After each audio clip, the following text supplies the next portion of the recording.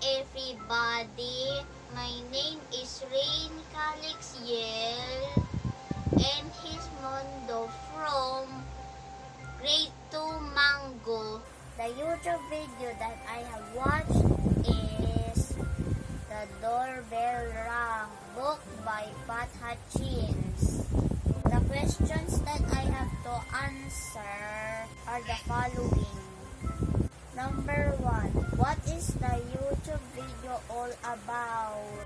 The YouTube video is all about the yummy cookies being shared with friends.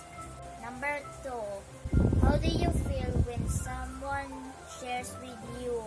If someone shares with me, I will definitely feel happy, grateful, and blessed.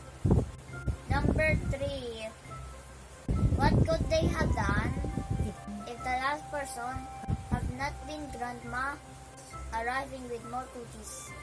If the last person arriving had not been grandma, the children could still be sharing their cookies with others. They could probably let themselves eat at least half each. The importance of sharing is what matters most. The value of friendship is the greatest. A little act of kindness will surely make difference.